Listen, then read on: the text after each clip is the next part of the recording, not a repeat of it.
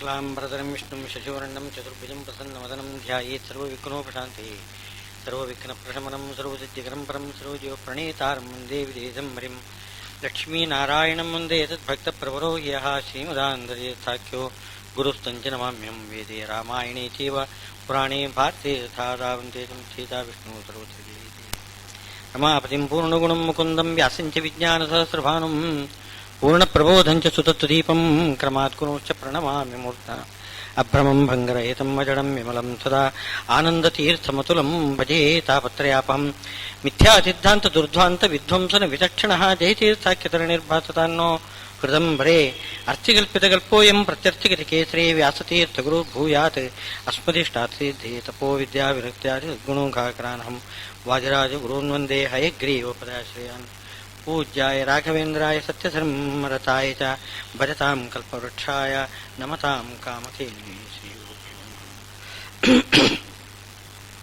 धृतराष्ट्र उवाच धर्मक्षेत्रे कुरुक्षेत्रे समवेतायुत्सवः मामकाः पाण्डवाश्चैव किमकुर्वत सञ्जय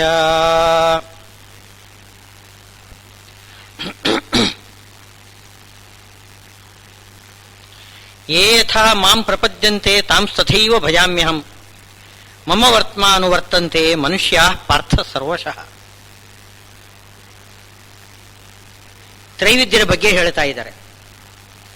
ತ್ರೈವಿದ್ಯರು ಅಂದ್ರೆ ಮೂರು ವೇದಗಳಲ್ಲಿ ಮೇಲ್ನೋಟಕ್ಕೆ ಏನು ಕಾಮ್ಯ ಕರ್ಮವನ್ನು ಉಪದೇಶ ಮಾಡಿದ್ದಾರೆ ಅದನ್ನೇ ನಂಬಿಕೊಂಡು ವೇದೋಕ್ತವಾಗಿರತಕ್ಕಂತಹ ಕರ್ಮ, ಈ ಕಾಮನೆಯಿಂದ ಕರ್ಮ ಮಾಡಿಬಿಟ್ರೆ ತಕ್ಷಣ ಫಲ ಕೊಟ್ಟುಬಿಡ್ತಾನೆ ಭಗವಂತ ಎಂಬುದಾಗಿ ಭಗವಂತನಲ್ಲಿ ಕೇವಲ ಕಾಮನೆಯಿಂದ ಪೂಜಾ ಮಾಡ್ತಾರೆ. ಅಂದ್ರೆ ವ್ಯಾಪಾರಿ ಬುದ್ಧಿ.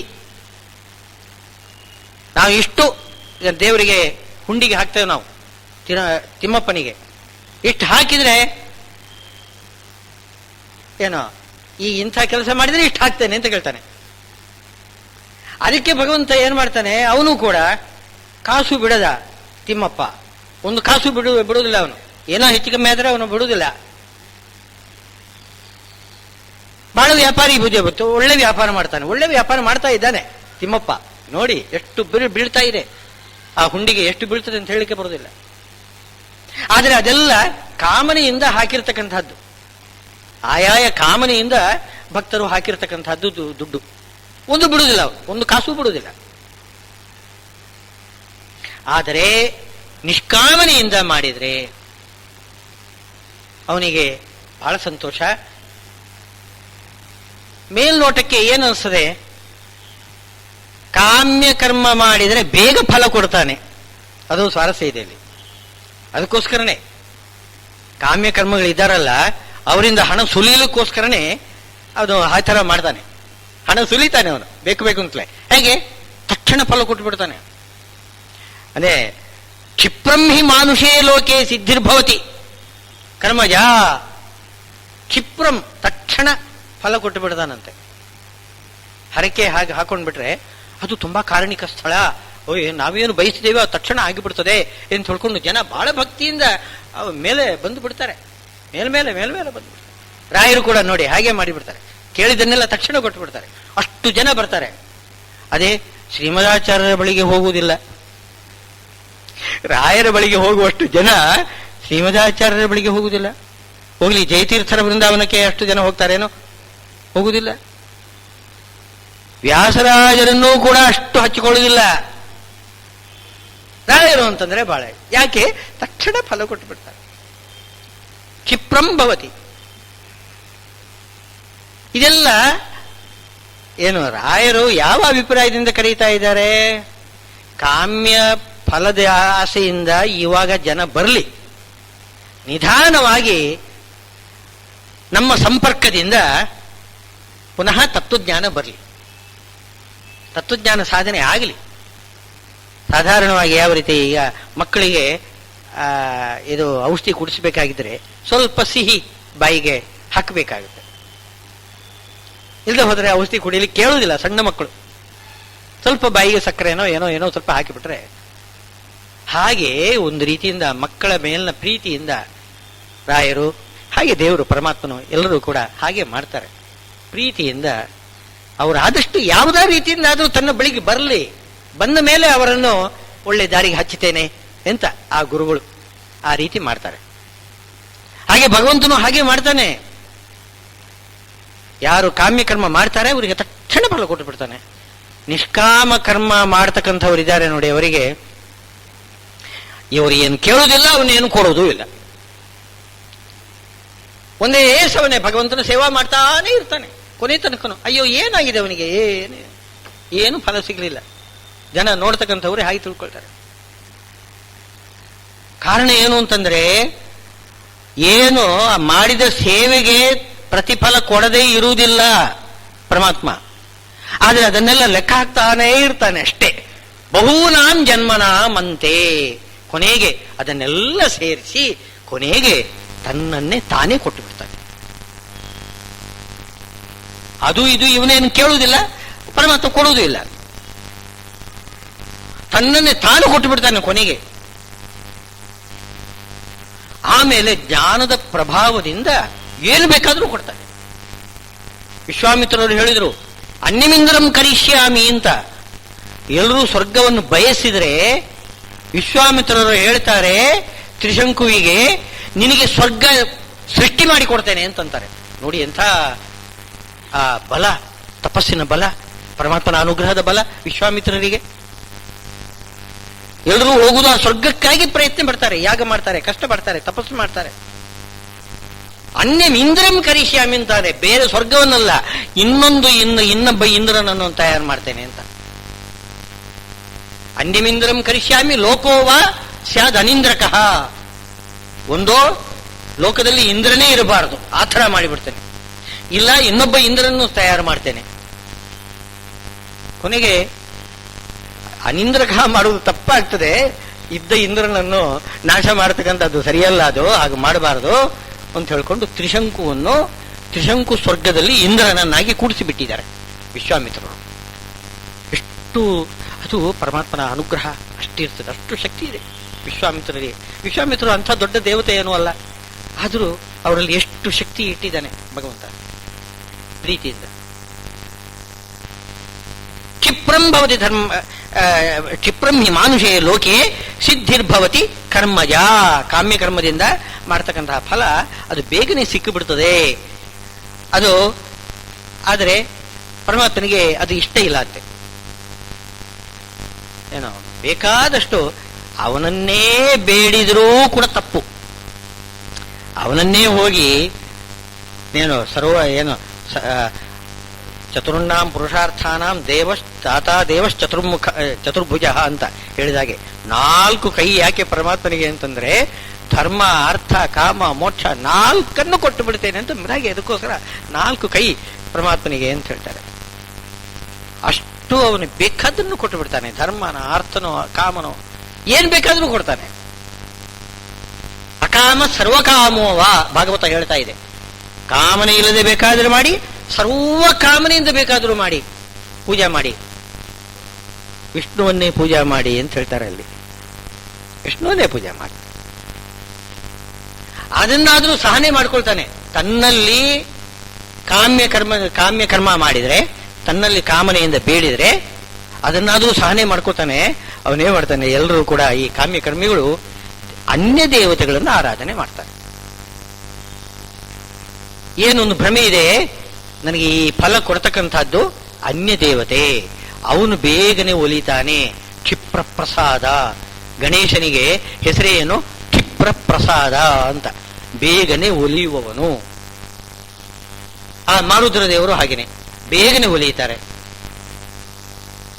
ಕಲವು ದುರ್ಗಾ ವಿನಾಯಕವು ಅಂತ, ಕಲಿಯುಗದಲ್ಲಿ ದುರ್ಗೆ ವಿನಾಯಕ ಭಾರೀ ಪ್ರಸಿದ್ಧಿ ನೋಡಿ. ಆ ಕಡೆ ಬಂಗಾಳದ ಕಡೆ ಹೋಗಿ ದುರ್ಗಾ ಪೂಜೆ ಇನ್ಯಾರು ಕಾಣಿಸುವುದಿಲ್ಲ ಅವರ ಕಣ್ಣಿಗೆ, ದುರ್ಗಾ ಪೂಜೆ. ಮಹಾರಾಷ್ಟ್ರಕ್ಕೆ ಹೋಗಿ ವಿನಾಯಕ ಗಣೇಶನನ್ನೇ ಪೂಜೆ ಮಾಡ್ತಾರೆ. ಅದು ರಾಷ್ಟ್ರೀಯ ಹಬ್ಬ ಆಗಿಬಿಡ್ತದೆ. ಗಣೇಶ ಚತುರ್ಥಿ ಎಂಬುದು ರಾಷ್ಟ್ರೀಯ ಹಬ್ಬ ಆಗಿಬಿಡ್ತದೆ. ಅಷ್ಟು ಕಲಿಯುಗದಲ್ಲಿ ದುರ್ಗಾ ವಿನಾಯಕರು ಅಂತಂದ್ರೆ ಅಷ್ಟು ಬಲಿಷ್ಠರಾಗಿ ಬಿಟ್ಟಿದ್ದಾರೆ. ಎಲ್ಲರೂ ಪೂಜೆ ಮಾಡೋದು, ವಿಷ್ಣುವನ್ನು ಕೇಳತಕ್ಕಂಥವರಿಲ್ಲ. ಯಾಕೆ ಹೀಗಾಯಿತು? ಅನ್ಯ ದೇವತೆಗಳ ಒಳಗಡೆ ತಾನು ಭಗವಂತ ಇದ್ದು ಅವರ ಮೂಲಕವಾಗಿ ಬೇಗನೆ ಫಲ ಕೊಟ್ಟು ಬಿಡ್ತಾನೆ. ರಾಯರಲ್ಲೂ ಹಾಗೇನೆ ವಿಶೇಷವಾಗಿ ಪರಮಾತ್ಮನ ವಾಯುದೇವರ ಆವೇಶ ಇದೆ, ಪರಮಾತ್ಮನ ಆವೇಶ ಇದೆ. ಆದ್ದರಿಂದ ಅವರು ಏನು ಹೇಳಿದ್ರು ನಡೀತೆ. ಕಾಂಕ್ಷಂತ ಕರ್ಮಣಾಂ ಸಿದ್ಧಿಂ ಯಜಂತ ಇಹ ದೇವತಾ. ಬೇರೆ ಬೇರೆ ದೇವತೆಗಳನ್ನು ಜನ ಪೂಜೆ ಮಾಡ್ತಾರೆ. ಕ್ಷಿಪ್ರಮ್ಮಿ ತಕ್ಷಣ ಫಲ ಕೊಟ್ಟು ಬಿಡ್ತಾನಂತೆ. ಆ ದೇವತೆಗಳ ಮೂಲಕ ಭಗವಂತ ತಕ್ಷಣ ಫಲ ಕೊಟ್ಟು ಬಿಡ್ತಾನೆ. ಕಾರಣ ಏನು? ಹೀಗಾಗ್ಲಿ ಕಾರಣ ಏನು ಅಂತಂದ್ರೆ, ಮಮ ವರ್ತ್ಮ ಅನುವರ್ತಂತೆ ಮನುಷ್ಯಾ ಪಾರ್ಥ ಸರ್ವಶಃ. ನೀವು ಯಾರನ್ನೇ ಪೂಜೆ ಮಾಡ್ರಿ, ಆ ಪೂಜೆ ಅವರಿಗೆ ಸೇರೋದೇ ಇಲ್ಲ ಅಂತ. ಇದು ವಾಸ್ತವವಾಗಿ ನೋಡ್ಲಿಕ್ಕೆ ಹೋದರೆ ಫಲನೂ ಅವರು ಕೊಡೋದಿಲ್ಲ. ಇದು ಹಾಗೆ ನೀರು, ಈಗ ಮರಕ್ಕೆ ನೀರು ಹಾಕಬೇಕಾಗಿದ್ರೆ ಮೇಲೆ ನೀವು ರೆಂಬೆಗೆ ನೀರು ಹಾಕಿದರೆ ಅದು ಗಿಡಕ್ಕೆ ಸಿಗುವುದೇ ಇಲ್ಲ. ಆ ಎಲೆ ಮೇಲೆ ಬಿದ್ದ ನೀರು ಹಾಗೇನೆ ಗಾಳಿಗೆ ಹಾರಿ ಹೋಗ್ಬಿಡ್ತದೆ. ಆ ಗಿಡಕ್ಕೆ ಏನೂ ಸಿಗುವುದಿಲ್ಲ, ಬೇರಿಗೆ ಬೀಳಬೇಕು ನೋಡಿ. ಬೇರಿಗೆ ನೀರು ಬಿದ್ದರೆ ಆ ಮರ ನೀರನ್ನು ಸ್ವೀಕಾರ ಮಾಡ್ತದೆ, ಚೆನ್ನಾಗಿ ಸೊಂಪಾಗಿ ಬೆಳೀತದೆ, ಫಲ ಕೊಡ್ತದೆ. ಬೇರಿಗೆ ನಾವು ನೀರೆರಿಬೇಕು. ಅದಕ್ಕೆ ಮರಕ್ಕೆ ನೀರೆರೆದ್ರೆ ಮರ ಏನು ಅದನ್ನು ಸ್ವೀಕಾರ ಮಾಡುವುದಿಲ್ಲ, ಫಲನೂ ಕೊಡುವುದಿಲ್ಲ. ಹಾಗೆ ಇಲ್ಲಿಯೂ ಕೂಡ ಬೇರೆ ದೇವತೆಗಳಿಗೆ ನಾವು ಪೂಜಾ ನೇರವಾಗಿ ಮಾಡಿಬಿಟ್ರೆ ಅವರಿಗೆ ಸ್ವೀಕಾರ ಮಾಡತಕ್ಕಂತಹ ಸಾಮರ್ಥ್ಯನೇ ಇಲ್ಲ. ಎಲೆಗೆ ನೀರನ್ನು ಸ್ವೀಕಾರ ಮಾಡುವ ಸಾಮರ್ಥ್ಯ ಇಲ್ಲ, ಸಾಮರ್ಥ್ಯ ಇರುವುದು ಬೇರೆಗೆ. ಹಾಗೆ ಬೇರೆ ದೇವತೆಗಳಿಗೆ ನಾವು ಇದೇನು ಪೂಜಾ ಮಾಡಿದರೆ ಅದನ್ನು ಸ್ವೀಕಾರ ಮಾಡುವ ಸಾಮರ್ಥ್ಯ ಬೇರೆ ದೇವತೆಗಳಿಗೆ ಇಲ್ಲ. ಒಳಗಡೆ ಪರಮಾತ್ಮ ಇದ್ದು ಅವನು ಸ್ವೀಕಾರ ಮಾಡ್ತಾನೆ, ಫಲವನ್ನು ಅವನೇ ಕೊಡ್ತಾನೆ, ಅವರ ಮೂಲಕ ಕೊಡ್ತಾನೆ. ಜನ ತಪ್ಪು ತಿಳ್ಕೊಳ್ತಾರೆ, ಈ ದೇವತೆನೇ ನನಗೆ ಫಲ ಕೊಟ್ಟಿರೋದು ಅಂತ. ಮಮ ವರ್ತ್ನ ಅನುವರ್ತಂತೆ, ನಿಜವಾಗಿಯೂ ಕೂಡ ಅವರು ಪೂಜೆ ಮಾಡಿದ್ದು ನನ್ನನ್ನು ಅಂತಂತ ಇದ್ದಾನೆ ಭಗವಂತ. ಮನುಷ್ಯ ಪಾರ್ಥ ಸರ್ವಶಃ, ಎಲ್ಲಾ ಕಡೆಗೂ ಎಲ್ಲಾ ದೇವತೆಗಳನ್ನು ಪೂಜಾ ಮಾಡುವಾಗಲೂ ಕೂಡ 33 ಕೋಟಿ ದೇವತೆಗಳು ಯಾರನ್ನು ಪೂಜಾ ಮಾಡಿದ್ರು ಆ ಪೂಜೆ ಎಲ್ಲ ಹೋಗಿ ಸೇರೋದು ಆಕಾಶಾತ್ ಪತಿತಂ ತೋಯಂ ಯಥಾ ಗಚ್ಚತಿ ಸಾಗರಂ ಸರ್ವದೇವ ನಮಸ್ಕಾರ ಕೇಶವಂ ಪ್ರತಿ ಗಚ್ಚತಿ. ಇದು ನಮಗೆ ಪಾಠ. ನಿತ್ಯ ನಾವು ಸಂಧ್ಯಾವಂದನೆ ಇದೆಲ್ಲ ಮಾಡ್ತಾ ಇದ್ದೇವೆ. ಇದನ್ನೆಲ್ಲ ಮನಸ್ಸಲ್ಲಿ ಇಟ್ಟುಕೊಳ್ಬೇಕು ಅಂತಲೇ ಅದಕ್ಕೋಸ್ಕರ ಇದರಲ್ಲಿ ಸಂಧ್ಯಾವಂದನಾದಿಗಳಲ್ಲೆಲ್ಲ ಈ ಮಂತ್ರಗಳನ್ನು ಹಿಂದಿನವರು ನಮಗೆ ಹೇಳಿಕೊಟ್ಟಿದ್ದಾರೆ. ಏನು ಮಾಡಿದರೂ ಕೂಡ ಪೂಜೆ ಮಾಡುವುದು ಅದೆಲ್ಲ ಹೋಗಿ ಸೇರುವುದು ಮಳೆ ನೀರು ಎಲ್ಲೇ ಬೀಳಿ, ಯಾವ ಬೆಟ್ಟದ ತುದಿ ಮೇಲೆ ಬೀಳಿ, ಎಲ್ಲಿ ಬಿದ್ದರೂ ಕೂಡ ಅದು ಬಂದು ಹೋಗಿ ಸೇರುವುದು ಸಮುದ್ರಕ್ಕೆ. ಹಾಗೆ ನಾವು ಯಾವ ದೇವತೆಗಳಿಗೆ ಪೂಜೆ ಮಾಡಿದರೂ ಅದು ಬಂದು ಹೋಗಿ ಸೇರುವುದು ಪರಮಾತ್ಮನಿಗೆ. ಇವರು ಯಾರು ಸ್ವೀಕಾರ ಮಾಡೋದಿಲ್ಲ. ಎಲ್ಲ ಬೆಟ್ಟ ನದಿ ಪರ್ವತಗಳು ಅದು ಇದೆಲ್ಲ ಅದೂ ಕೂಡ ಏನು ಆ ಸಾಗರದಲ್ಲಿರ್ತಕ್ಕಂತಹ ಜಲ ಹೋಗಿ ವೃಷ್ಟಿಯಾಗಿ ಮಳೆಯಾಗಿ ಅವರಿಗೆ ಹೋಗಿ ಬೀಳಬೇಕು. ಸಾಗರವೇ ಎಲ್ಲಾ ನೀರಿಗೆ ಆಶ್ರಯ. ಹಾಗೆ ನಾವು ಮಾಡತಕ್ಕಂತಹ ಎಲ್ಲಾ ಪೂಜೆಗೆ ಅವನು ಸ್ವೀಕಾರ ಮಾಡತಕ್ಕಂಥವನು ಆಶ್ರಯ ಯಾರು ಅಂದರೆ ಪರಮಾತ್ಮ. ಅವನೇ ಎಲ್ಲರಿಗೂ ಕೂಡ ಮುಟ್ಟಿಸ್ತಾನೆ, ಏನೋ ಫಲವನ್ನು ಕೊಟ್ಟು ಬಿಡ್ತಾನೆ. ಆದ್ರಿಂದ ಏ ಯಥಾ ಮಾಂ ಪ್ರಪದ್ಯಂತೆ ತಾನ್ ಸಥೈವ ಭಜಾಮ್ಯಹಂ. ಯಾರು ನನ್ನನ್ನು ಯಾವ ಭಾವನೆಯಿಂದ ಪೂಜೆ ಮಾಡ್ತಾರೆ ಆ ಭಾವನೆಯಿಂದಲೇ ಪೂಜೆಯನ್ನು ಸ್ವೀಕಾರ ಮಾಡ್ತೇನೆ, ಅದಕ್ಕೆ ತಕ್ಕ ಫಲ ಕೊಟ್ಟು ಬಿಡ್ತೇನೆ. ಆದರೆ ಕೊಡುವುದು ಅಲ್ಪವಾಗಿರತಕ್ಕಂಥ ಫಲ. ಯಾಕೆಂದ್ರೆ ಮಹತ್ತಾದ ಫಲವನ್ನು ನಾವು ಬೇಡುವುದಿಲ್ಲ, ನಮ್ಮ ಬುದ್ಧಿ ಇಲ್ಲ. ಮಹತ್ತಾದ ಫಲ ಯಾವುದು? ಮೋಕ್ಷ. ಅದನ್ನು ಬೇಡುವುದಿಲ್ಲ ನಾವು. ಉಳಿದದೆಲ್ಲ ಅಲ್ಪ, ಅದನ್ನೇ ನಾವು ಕೇಳ್ತೇವೆ. ಕಾಮಧೇನುವಿನ ಬಳಿಗೆ ಹೋಗಿ ಗೋಮೆಯ ಬೆಳೆದ ಹಾಗೆ ಏನ್ ಬೇಡ, ಅಲ್ಪವಾಗಿರ್ತಕ್ಕಂಥ ನಮ್ಮ ಬುದ್ಧಿಯು ತೋಚುವುದು ಅಷ್ಟೇನೆ, ಅಲ್ಪನೇ ತೋಚುವುದು. ಅದನ್ನೇ ನಾವು ಕೇಳ್ತೇವೆ, ಅದನ್ನೇ ಕೊಡ್ತಾನೆ ಭಗವಂತ. ಅದು ಕೂಡ ನಾನು ನಿನ್ನೆ ಹೇಳಿದ್ನಲ್ಲ, ಅಲ್ಲಿ ಕೂಡ ಚೌಕಾಸಿ ಮಾಡ್ತಾನೆ ಭಗವಂತ. ಕೇಳಿದ್ದನ್ನು ಪೂರ್ತಿಯಾಗಿ ಕೊಡೋದಿಲ್ಲ, ಅಲ್ಲಿ ಕೂಡ ಸ್ವಲ್ಪ ಮೋಸ ಮಾಡ್ತಾನೆ, ವಂಚನೆ ಮಾಡ್ತಾನೆ. ಕಾಮ್ಯಕರ್ಮದಲ್ಲಿ ಹೀಗೇನೆ ವಂಚನೆ ಮಾಡ್ತಾನೆ. ಈಗ ಕುಂಭಕರ್ಣ ತಪಸ್ಸು ಮಾಡುವಾಗ ಅವನೇನು ಕೇಳಿದ್ದು? ನಿರ್ದೇವತ್ವ ಕೇಳಿದ ಅಂತೆ. ನಿರ್ದೇವತ್ವ ಅಂತಂದ್ರೆ ದೇವತೆಗಳು ಇರ್ಲಿಕ್ಕೆ ಕೂಡುದು, ಎಲ್ಲಾ ದೇವತೆಗಳು ನಾಶ ಹೊಂದಬೇಕು. ನಿರ್ದೇವ ಅಂದ್ರೇನು? ದೇವತೆಗಳು ಇರಬಾರದು ಅಂತ. ಹೊರ ಕೇಳಲಿಕ್ಕೆ ಅವನು ಬಾಯಿ ತೆರೆದ್ರೆ ಅವನ ಬಾಯಲ್ಲಿ ನಿದ್ರಾವತ್ವ ಅಂತ ಬಂದ್ಬಿಡ್ತಂತೆ. ನಿರ್ದೇವತ್ವ ಹೋಗಿ ನಿದ್ರಾವತ್ವ ಅಂತ ಬಂದ್ಬಿಡ್ತು. ಅದು ಆ ಪರಮಾತ್ಮ ಪ್ರೇರಣೆ ಹಾಗೆ ಮಾಡಿಬಿಡ್ತಾನೆ. ನಿದ್ರಾವತ್ವ ಅಂತ ಬಂದ್ಬಿಡ್ತು. ಅವನಿಗೆ 6 ತಿಂಗಳು ನಿದ್ರೆ, ಮಲ್ಕೊಂಡು ಬಿಟ್ರೆ 6 ತಿಂಗಳು ಅವನು ಹೇಳೋದಿಲ್ಲ ಅಂತ. ಪುನಃ ಊಟ ಮಾಡೋದು, ಪುನಃ 6 ತಿಂಗಳು ನಿದ್ರೆ. ಹೀಗೆ 6 ತಿಂಗಳಿಗೆ ಒಮ್ಮೆ ಎದ್ದು ಊಟ ಮಾಡೋದು, ಮಲ್ಕೊಳ್ಳೋದು, ಹೀಗೆ ಆಗೋಯ್ತು. ಕಾಮ್ಯಕರ್ಮ ಮಾಡಿದ್ದಕ್ಕೆ ಹೀಗೇನೆ ಫಲ. ಅವನು ವಂಚನೆ ಮಾಡ್ತಾನೆ. ಅದೇ ವಿಭೀಷಣ ಏನು ಕೇಳಿದ? ನನಗೇನು ಬೇಡ, ನನಗೆ ಭಕ್ತಿ ಕೊಡು ಅಂತಂದ.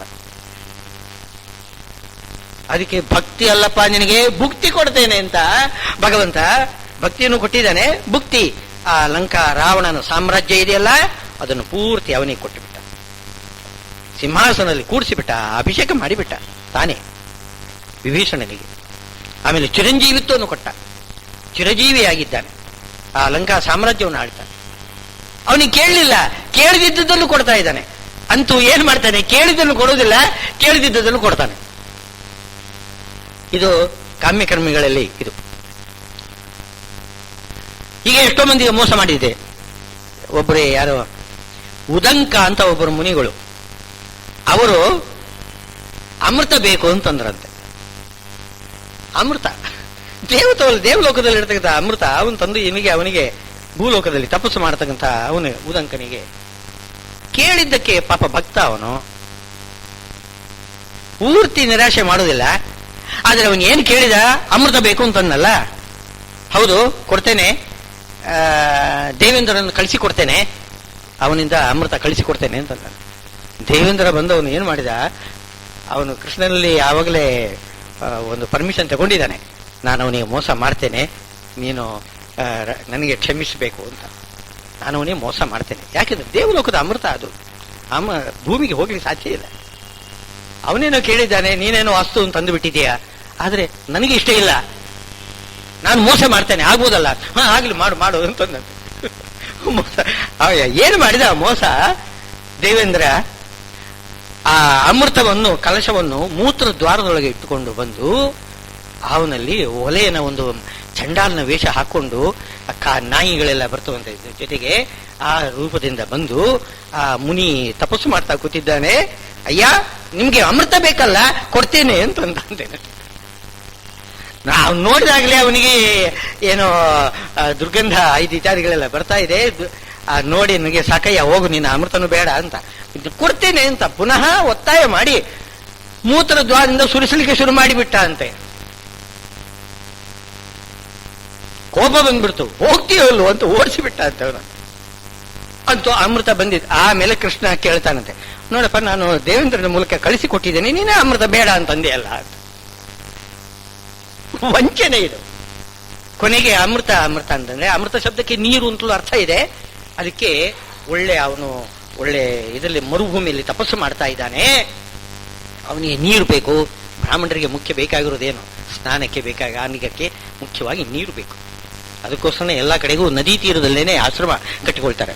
ಪಾಪ ಇವನಿಗೆ, ಉದಂಕ ಮುನಿಗೆ ಅಲ್ಲಿ ಮರುಭೂಮಿಯಲ್ಲಿ ಕುಳಿತುಕೊಂಡು ತಪಸ್ಸು ಮಾಡ್ತಾ ಇದ್ದಾನೆ, ಅವನಿಗೆ ನೀರಿಲ್ಲ.